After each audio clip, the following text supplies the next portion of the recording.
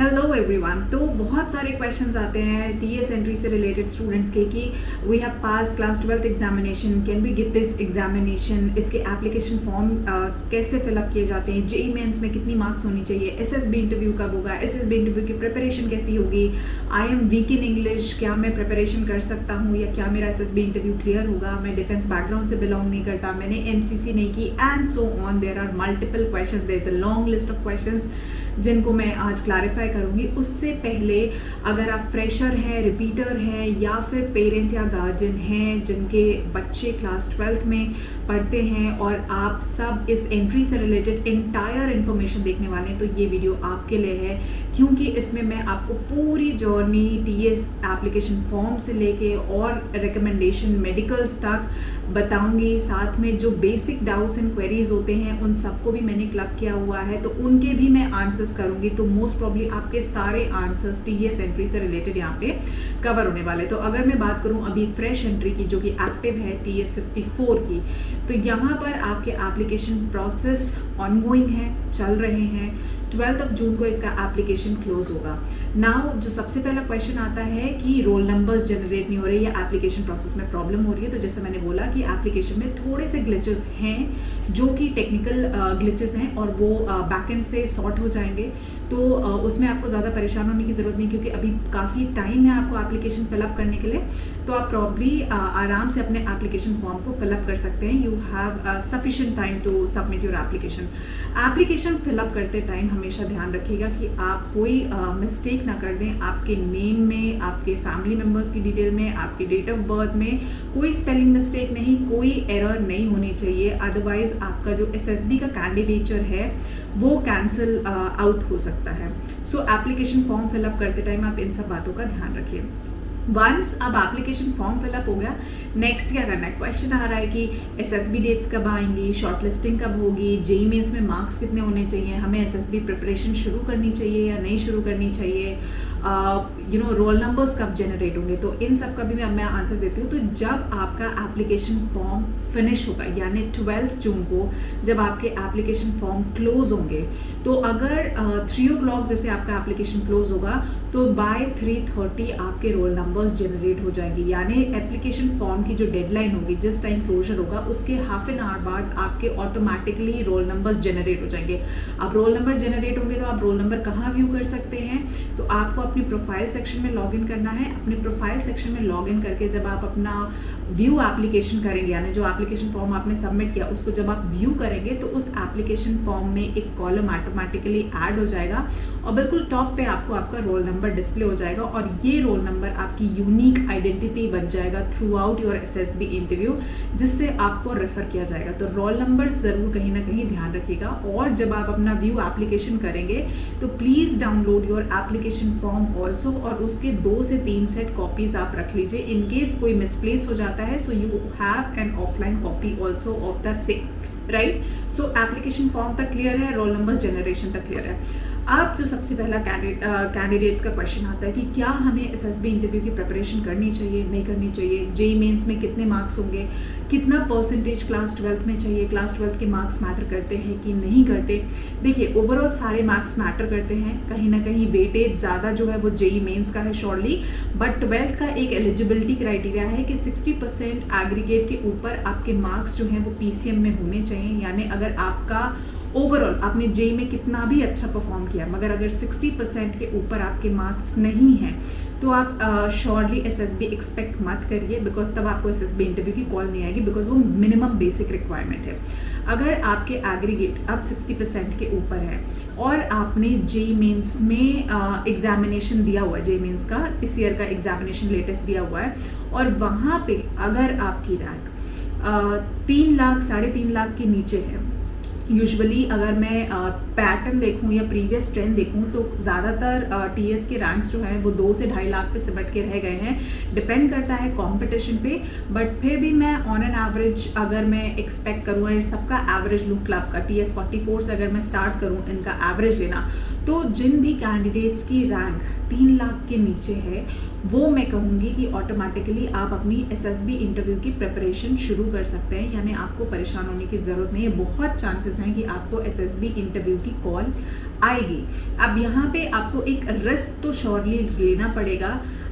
It's not right कि it's a confirm commitment, but yes, क्योंकि SSB interview preparation में भी आपको टाइम चाहिए होता है, तो यहाँ पे एक कॉल, एक डिसीजन मेकिंग आपको लेनी पड़ेगी। अगर आप बहुत पैशनेट है, बहुत डेडिकेटेड है, तो आपको एसएसबी इंटरव्यू प्रिपरेशन अपनी ऑटोमेटिकली स्टार्ट कर देनी चाहिए। 3 लाख के नीचे जिनकी रैंक है, 3 लाख से कम यानी जिनकी रैंक है, मैं उनकी बात कर रही हूँ जेईई मेंस में, और आपके पास पीसीएम में एक 60% के ऊपर का एग्रीगेट है, वो बच्चे तो प्रिपरेशन स्टार्ट कर सकते हैं।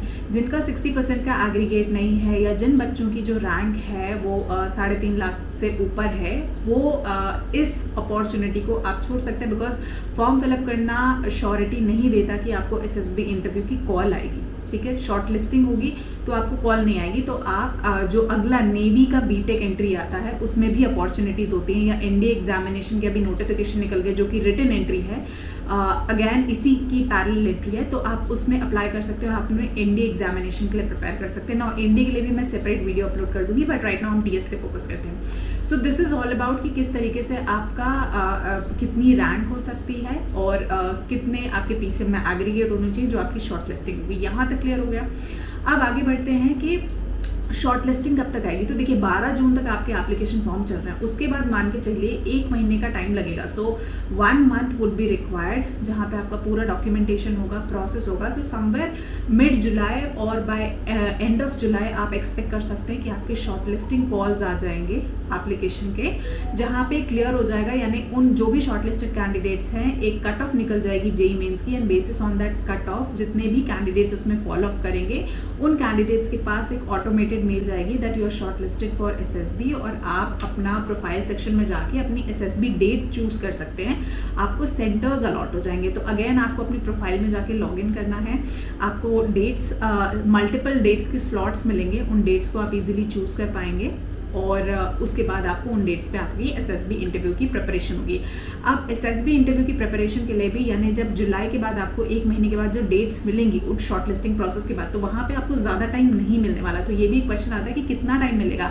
अगर आप अभी से प्रिपरेशन स्टार्ट करते तो आपको एक अच्छा अमाउंट ऑफ टाइम मिल जाएगा, मगर अगर आप सोच रहे हैं कि आप कट ऑफ के बाद प्रिपरेशन करेंगे तो कट ऑफ के बाद आपको बहुत टाइम नहीं मिलेगा प्रिपरेशन करने के लिए। तो अगर आप वाकई पैशनेट हैं, डिफेंस सर्विसेज में ही जाना चाहते हैं, तो you have to take a call, मतलब you have to be in that mindset कि whatever is the reason, अगर आप इवन बॉर्डर लाइन भी केस हैं तो भी आप एक अटेम्प्ट एसएसबी इंटरव्यू की प्रिपरेशन के लिए देंगे। डज नॉट मैटर अगर कुछ भी थोड़ा बहुत ऊपर नीचे कट ऑफ में हो जाता है, एंड बाय चांस अगर आपका शॉर्ट लिस्टिंग नहीं होता, then also you are not at loss अगर आप एसएसबी इंटरव्यू की प्रिपरेशन कर लेते हैं, because you will only learn good things about it, and आपकी प्रिपरेशन स्ट्रॉन्ग होगी अगले एग्जामिनेशन के लिए। तो वो एक केस है बॉर्डर लाइन कैंडिडेट्स के लिए हु आर स्ट्रॉन्ग इनफ, आप डिसीजन ले सकते हैं।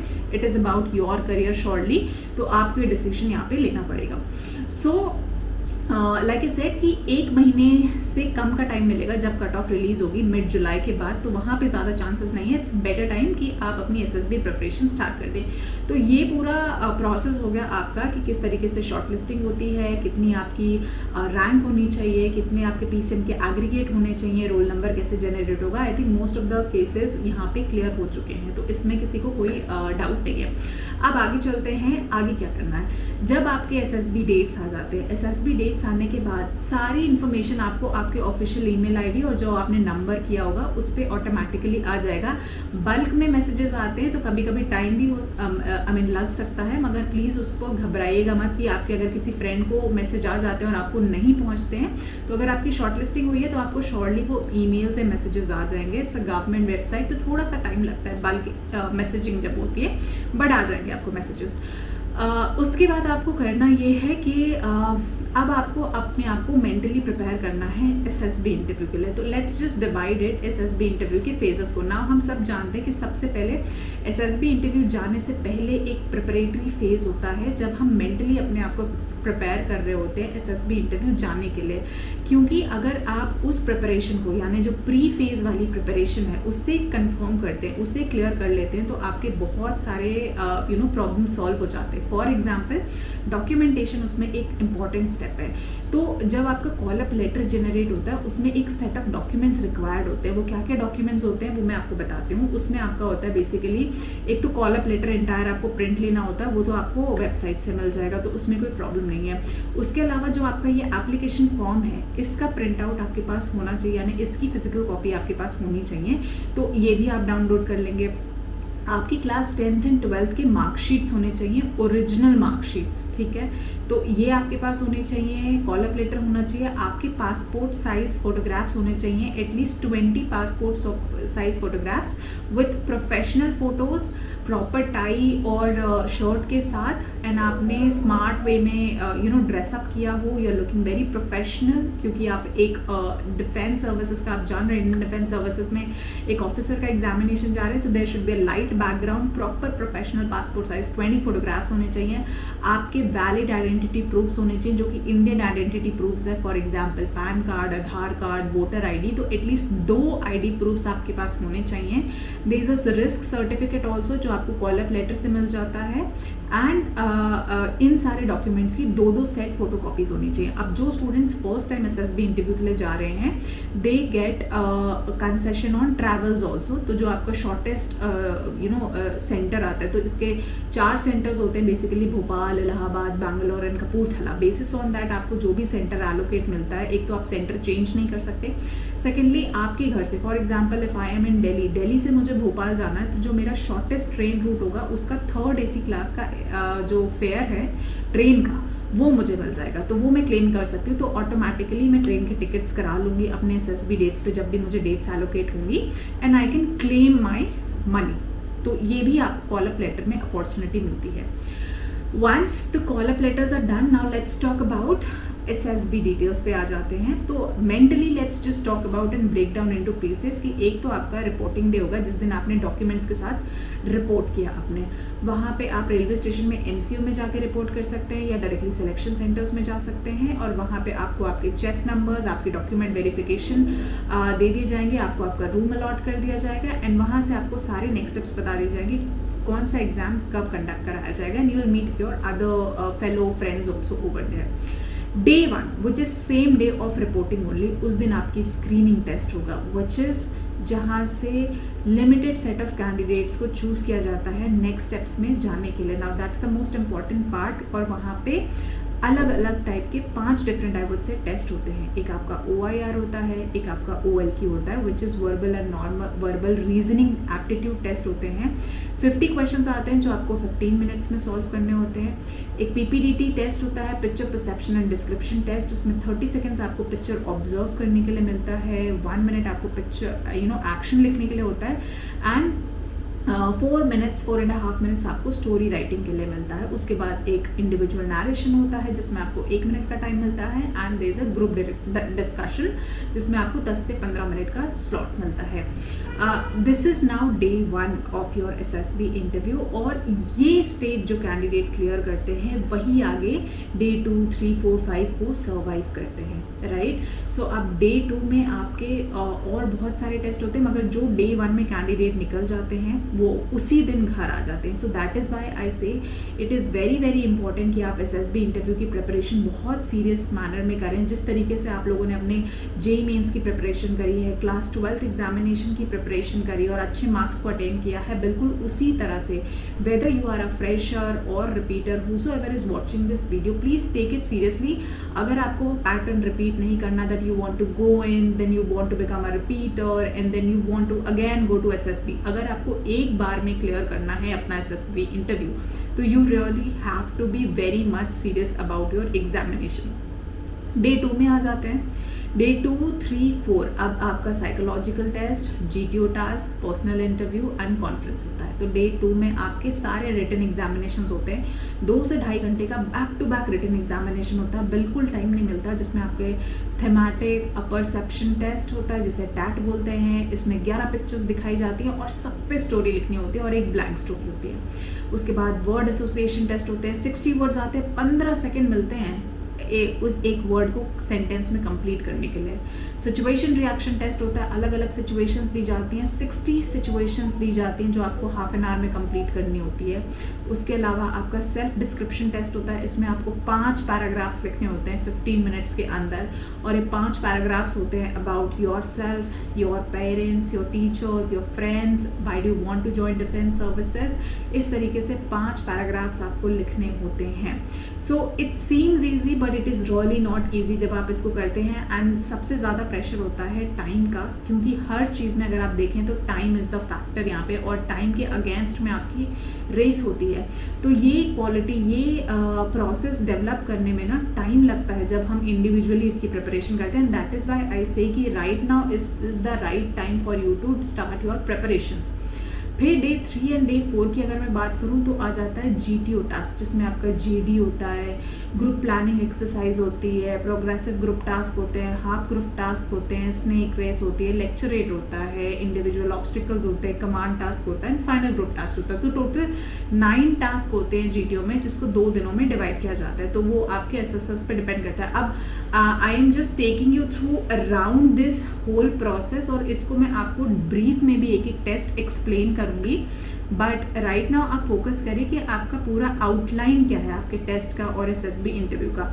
उसके बाद इसी डे में आपका कंडक्ट हो जाता है, डे 2 से डे 4 के बीच में ही आपका पर्सनल इंटरव्यू कंडक्ट होता है, जो कि 15-20 मिनट से 1 घंटे 1.5 घंटे भी चल सकता है, बेसिस ऑन अ PI की फॉर्म जो आप डे 1 पे फिलअप करते हैं, जिसमें डिटेल्स होती हैं आपकी फैमिली रिलेटेड, आपकी एजुकेशन रिलेटेड, आपकी hobbies, current affairs, situational questions, बहुत सारी चीज़ें जो हैं वो आपसे पर्सनल इंटरव्यू में पूछी जा सकती हैं।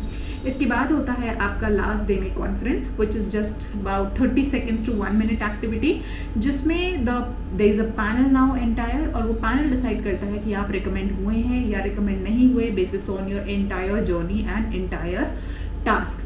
वंस आप रिकमेंड हो जाते हैं, जो कैंडिडेट्स रिकमेंड हो जाते हैं, उनका मेडिकल एग्जामिनेशन होता है। मेडिकल्स में बहुत सारे टेस्ट होते हैं, आपका थ्रू आउट बॉडी पूरा डिटेल्ड मेडिकल होता है इन ब्रीफ, और 1 से 1.5 हफ्ते का मेडिकल का प्रोसेस चलता है। मेडिकल जब आप क्लियर करते हैं फिर आपकी बनती है मेरिट लिस्ट, और जो कैंडिडेट मेरिट लिस्ट क्लियर करते हैं वही SSB वही एकेडमी को ज्वाइन करते हैं। जो कैंडिडेट्स डे 5 में कॉन्फ्रेंस आउट हो जाते हैं, यानी एग्जामिनेशन क्लियर नहीं करते हैं, वो घर आ जाते हैं, वो आगे मेडिकल्स में नहीं जाते। तो दिस इज़ हाउ आपका फिल्टर होते रहता है हर लेवल पे। तो एक बार आप डे 1 पे निकलते हैं, एक बार आप डे 5 पे निकलते हैं SSB इंटरव्यू के। तो रिपीटर्स इस बात को बहुत अच्छी तरह जानते हैं, बट जो फ्रेशर कैंडिडेट्स हैं वो इसको नहीं जानते हैं। तो ये वीडियो आप लोगों के लिए इन डिटेल है। अब बेसिक मैं बता देती हूँ कि माइंडसेट कैसे बनाना और प्रिपरेशन कैसे करनी, क्योंकि अब सवाल आता है कि क्या हमें वाकई ऑफलाइन कोचिंग लेनी चाहिए, क्या हमें प्रिपरेशन करनी चाहिए।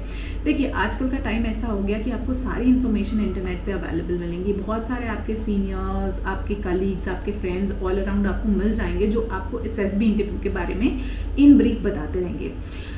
सबसे पहले मैं ये बताऊंगी आपको कि सबकी जर्नी देखिए अलग होती है, तो आपको किसी को फॉलो करने की ज़रूरत नहीं होती, बिकॉज आपकी कंडीशंस अलग हो सकती हैं, आपकी सिचुएशन अलग हो सकती है, आपका माइंडसेट अलग हो सकता है। आपको जो चीज़ें मे बी अगर आधे घंटे में बाय हार्ट लर्न हो जाती, मगर आपका फ्रेंड स्ट्रगल करता है उन चीज़ों को करने के लिए 1 घंटे में या 1.5 घंटे में उससे उठ पाती हैं। तो सबसे पहले आप कंपेयर मत करिए अपने आप को, you have your own skill set. आप अपनी स्किल्स को, आप अपनी क्वालिटीज़ को अलाइन करिए। डिफेंस में जो OLQs एंड IRs जो रिक्वायर्ड हैं, जो 15 OLQs रिक्वायर्ड हैं, आप उन पे खुद की क्वालिटीज़ को अलाइन करिए, because it is very important कि जो आप बोलते हैं, जो आप लिखते हैं और जो आप करते हैं, आपके एक्शंस, ये तीनों का अलाइनमेंट और सिंक्रोनाइजेशन होना चाहिए। And this is what SSB interview is all about. क्योंकि अगर आप इंटरव्यू में बोलते कुछ और हैं, लिखते कुछ और हैं, और आपके एक्शंस होते हैं कुछ और, तो वो कहीं सिंक्रोनाइजेशन होता है और आप कभी रिकमेंड नहीं हो पाएंगे, आप कितने ही SSBs क्यों ना दे रहे। तो it is very much important, और ये तभी हो सकता है जब आप ऑनेस्ट हों, जब आप लॉयल हों, और जब आपकी क्वालिटीज़, आपकी स्किल्स, यानी आपकी जो ओरिजिनल पर्सनालिटी है वो आपके वर्ड्स, आपके एक्शन और आपके थिंकिंग से मैच कर रहे हो। तो इसीलिए मैं कहूँगी कि आप अपनी ओरिजिनल पर्सनालिटी को डेवलप करिए, उसको ग्रूम करिए। तो जैसे मैं कह रही थी कि फिज़िकल कोचिंग की रिक्वायरमेंट नहीं है, आप आराम से घर पे बैठ के प्रिपरेशन कर सकते हैं। घर पे बैठ के प्रिपरेशन करने में there are lot many online sessions also. तो आप देखिए कि आपको कहाँ कंफर्टेबल लग रहा है। ज़्यादातर ऑनलाइन सेशंस में इश्यूज़ ये आते हैं कि इंडिविजुअल गाइडेंस बहुत कम मिलती है बच्चों को, जैसे कि 101, जैसे मैं आपको एक्सप्लेन कर रही हूँ राइट नाउ, ठीक है। ऐसे क्या होता है कि बहुत सारे ग्रुप में जब एक्सप्लेन करते हैं तो बहुत सारे बच्चे ऐसे होते हैं वो हैव हेजिटेशंस, यानी वो शर्माते हैं, किसी के सामने क्वेश्चन नहीं पूछ सकते, या उन्हें लगता है कि किसी के सामने हमें कुछ नहीं आया, तो दे फील डीमोटिवेटेड। तो इसलिए हमेशा 1-to-1 जो है वो लर्निंग एक्सपीरियंस और 1-to-1 जो गाइडेंस है ये बहुत मैटर करता है एसएसबी इंटरव्यू में, क्योंकि इससे क्या होता है कि आपको पूरा अटेंशन मिलता है, आपको पूरा प्रिपरेशन का टाइम मिलता है और आप एक एक छोटी छोटी चीज़ भी अपनी रेक्टिफाई कर सकते हैं। तो ये पूरा प्रोग्राम ऑलरेडी मेरे प्लेटफॉर्म पे अवेलेबल है, गवर्नमेंट क्रैकर्स की आप वेबसाइट पे जाइए, वहाँ पे इस तरीके से 101 सेशंस होंगे जहाँ मैं 1-to-1 आपको चीज़ें एक्सप्लेन करती हूँ और पूरी एसएसबी की प्रिपरेशन हम घर में कर सकते हैं। रही बात जीटीओ की, तो जीटीओ में सिर्फ लॉजिकल रीजनिंग की रिक्वायरमेंट है और बेसिक स्टैमिना और आपकी फ्लेक्सिबिलिटी की रिक्वायरमेंट है। इसके लिए ज़रूरी नहीं है कि जीटीओ के लिए आप जाएं और आप फिज़िकल कोचिंग ही करें, क्योंकि जो ट्रिक्स होती हैं, जो मटेरियल का यूज़ होता है वो आपको ब्रेन से करना होता है, उसको आप सोच के कर सकते हैं, वो ट्रिक्स को देख सकते हैं, नॉट नेसेसरीली कि आपको जाके ग्राउंड पे ही वो चीज़ें करनी है, राइट। क्योंकि जब आप एसएसबी में होते हैं तो वहाँ पे सिचुएशन चेंज कर दी जाती है और चेंज करने पे जो आपका इंस्टेंट रिएक्शन होता है, यानी जो आपका इंस्टिंक्ट होता है, जो आपका थॉट प्रोसेस होता है, वही वर्कआउट करता है। जो आपने रटा हुआ होता है वो काम नहीं करता, क्योंकि एसएसबी में आप कुछ भी तैयारी करके जाइए, कुछ भी वर्कआउट नहीं करेगा। I am telling you this. इसीलिए इम्पॉर्टेंट ये होता है कि आप अपने आप को ट्रेन इस तरीके से करें कि आपका माइंड इतना अटेंटिव हो जाए कि इंस्टेंट रिएक्शन ले सके और इंस्टेंट रेस्पॉन्स क्रिएट कर सके। ये बहुत मैटर करता है, रेदर देन आप पूरा रट के जाएं स्टोरीज को, पिक्चर्स को और इस ट्रिक्स को। कोई भी ट्रीज नहीं काम आएगी। I am telling you this very honestly. मेरा बहुत एक्सपीरियंस हो गया इस चीज़ में लेके, और मैं खुद भी रिकमेंडेड कैंडिडेट हूँ। मेरे ब्रदर करंटली सर्विसेज में है, उसको भी मैंने ट्रेन करा हुआ है और उसने अपने फर्स्ट अटेम्प्ट में तीनों सर्विसेज के लिए एसएसबी इंटरव्यू क्लियर किया हुआ था, army, navy and both air force, और उसने फाइनली नेवी को ऑप्ट आउट किया, यानी सर्विंग इनटू नेवी। तो based on lot of experience and बहुत सारे कैंडिडेट्स को ट्रेन करने के बाद मैं आपके साथ ये शेयर कर रही हूँ। तो इसलिए आप बेसिक जो गोल्डन रूल्स हैं, जो एवरग्रीन है, जो हर कोई फॉलो कर सकता है, उसमें ये है कि सबसे पहले आप इंट्रोस्पेक्ट करिए। आपको खुद को जानना बहुत इंपॉर्टेंट है। आपकी स्ट्रेंथ्स क्या हैं, आपकी वीकनेस क्या है, वो करना है। सेकेंडली, आपकी राइटिंग स्किल्स अच्छी होनी चाहिए, तो इसके लिए आपको प्रैक्टिस करनी है। आपको अपने थॉट्स में क्लैरिटी लेके आनी है, पॉजिटिविटी लेके आनी है। उसके बाद थर्ड है कि आपको अपनी कम्युनिकेशन स्किल पे काम करना है, यानी आपकी जो क्लियर स्पीच है वो होनी चाहिए, एक कंट्रोल्ड वॉइस होनी चाहिए, एक पॉजिटिव नैरेटिव होना चाहिए, इस पे आपको काम करना है। एंड फिजिकली श्योरली एक्टिव होना चाहिए, जिसमें आप basic exercises and normal everyday jogging start कर सकते हैं। Even today you can start doing this. And most important factor कि आपको लॉयल होना पड़ेगा और आपको झूठ अवॉइड करना पड़ेगा। इवन जब आप अपनी प्रिपरेशन करते हैं तो प्रिपरेशन फेज में this loyalty is very much required, क्योंकि आपको एवरीडे खुद को जज करना पड़ेगा ऑनेस्टली कि आपकी प्रोग्रेस कहाँ है, यानी आपकी स्ट्रेंथ्स कहाँ है और आपकी वीकनेस कहाँ है, राइट। तो ये आपको पूरे प्रिपरेशन फेज में करना पड़ेगा। तो इसके लिए basically there is an entire guidance programme. आपको उसमें टाइम टेबल मिल जाएगा, आपको सारी बुक्स मिल जाएंगी, आपको वीडियो लेक्चर्स मिल जाएंगे, जिस वीडियो लेक्चर्स में मैंने एक एक टेस्ट की डिटेल्स, एसएसबी इंटरव्यू क्या होता है, कितने सेंटर्स हैं, कितने टाइप के टेस्ट हैं, हर टेस्ट की इंडिविजुअल एक्सप्लेनेशन, हर टेस्ट की इंडिविजुअल बुक्स, सैम्पल्स की, हर टेस्ट में सैम्पल एग्जामिनेशंस में आंसर्स कैसे लिखे जाते हैं, वो सब आपको ऑलरेडी अवेलेबल मिलेगा। तो ये तो आपको स्टडी मटेरियल के रेफरेंस में मिल गया। अपार्ट फ्रॉम दैट, जैसे मैंने बोला कि इंडिविजुअल एक एक बच्चे को मैं गाइडेंस देती हूँ, क्योंकि बहुत लिमिटेड स्टूडेंट्स को मैं लेती हूँ, because I am also working, तो टाइम बहुत कम होता है, तो मैं बहुत लिमिटेड स्टूडेंट्स को लेती हूँ। और जिन लिमिटेड स्टूडेंट्स को लेती हूँ फिर उनके साथ 1-to-1 इंटरेक्शन करके उनके साथ क्लास कंडक्ट होती है, उनके डाउट्स एंड क्वेरीज को मैं दूर करती हूँ। आपकी स्टोरीज़ को असेस करती हूँ, आपके आंसर राइटिंग स्किल्स को असेस करती हूँ, आपकी कम्युनिकेशन स्किल्स को अटेंड करती हूँ। उसके बाद आपके मॉक इंटरव्यूज़ होते हैं, उन मॉक इंटरव्यूज़ में आपका फीडबैक दिया जाता है, आप कैसे परफॉर्म करते हैं। और ये एक बार नहीं, ये रेपिटेटिव मोड में चलता रहता है। ऐसा नहीं कि एक बार हो गया तो आप एनरोल हो गए तो आप चले गए, ऐसा नहीं है। वंस यू गेट एनरोल, तो जब तक आपका SSB इंटरव्यू नहीं आ जाता तब तक आप इस गाइडेंस प्रोग्राम में मैं आपके साथ रहती हूँ। And even after going two centres also बहुत सारे स्टूडेंट्स, बच्चे कॉल करते हैं, फ़ोटोज़ भेजते हैं, फीडबैक रेगुलरली हर टेस्ट के लिए देते रहते हैं कि हमने ये स्टेज क्लियर कर लिया, we have reach now conference stage, हम रिकमेंड हो गए, तो किस तरीके से हमें आगे चीज़ें फॉलो करती रहनी चाहिए। तो वहाँ तक पूरा आपका ये गाइडेंस प्रोग्राम चलता रहेगा। तो आई होप दिस इन्फॉर्मेशन और जो बेसिक डाउट्स एंड क्वेरीज़ हैं वो यहाँ पे क्लियर हो गए हैं। इसके अलावा मेरे पास कुछ और एडिशनल कमेंट्स भी आए हुए हैं, जैसे कि मैं आपके साथ डिस्कस कर लेती हूँ कि क्वेश्चन पूछा जाता है कि TS क्या हम क्लास 12 के बाद, I mean these are the student जो फ्रेशर होते हैं, तो TS हम क्लास 12 के बाद ज्वाइन कर सकते हैं। बिल्कुल आप ज्वाइन कर सकते हैं, मगर आपने क्लास 12 एग्जामिनेशन कंप्लीट किया होना चाहिए और आपने JEE मेंस दिया होना चाहिए और आपके PCM में 60% के ऊपर एग्रीगेट होने चाहिए। तो अभी जो TS एंट्री का नेक्स्ट एप्लीकेशन फॉर्म है वो दिसंबर में आउट होगा, तो दिसंबर तक अब आपके पास टाइम है कि आप इसके लिए दोबारा से तैयारी कर सकते हैं और JEE मेंस का एग्जामिनेशन दोबारा से अच्छे रैंक के साथ दे सकते हैं। कोशिश करिए कि आपकी रैंक जो है वो 3.5 लाख के नीचे आए, 3,50,000 के नीचे हो आपकी रैंक। OLQs डेवलप करना, हमारी स्ट्रेंथ्स एंड वीकनेसेस जानना, करंट अफेयर्स के साथ अपडेटेड रहना, ये सब कुछ ऑलरेडी आपको गाइडेंस प्रोग्राम में कवर हो जाएगा। बट बेसिक स्किल सेट यही है कि आपको अपने आप को ओरिजिनल पर्सनालिटी को डेवलप करना होता है, आपको थोड़ा सा करंट अफेयर्स से अपडेटेड रहना होता है। उसके अलावा अगर आपका NCC बैकग्राउंड नहीं है, आर्मी बैकग्राउंड नहीं है, रिजर्वेशंस, ये सब कुछ इस एंट्री में काम नहीं करते। It is direct entry to become officer into defence services. Army में आप जाते हैं एज अ लेफ्टिनेंट बन के और उसके बाद आपका BTech पूरा आर्मी करवाती है, आपको उसके लिए पे नहीं करना पड़ता है। You get stipend also during your training programme. So I mean it's just very passionate job for all those who are passionate about the nation, about the defense services। और होप आपके डाउट्स एंड क्वेरीज दूर हो गए हैं। अगर आपको फिर भी कोई डाउट है तो please feel free to ask your doubts and queries. बाकी मेजरली मैंने सारे डाउट्स एंड क्वेरीज को यहाँ पे कवर कर दिया है। सो मैं नेक्स्ट आपके साथ नेक्स्ट पार्ट में आऊँगी। आप लोग मुझे कमेंट्स करके बताइए कि आपके और क्या क्वेरीज हैं। सो हम पार्ट वाइज इस एग्जामिनेशन में जितने भी टेस्ट होते हैं, जितने भी प्रोसेस होते हैं, उनको भी इन डिटेल में डिस्कस करेंगे। तो बैचेस ऑलरेडी स्टार्ट हो चुके हैं।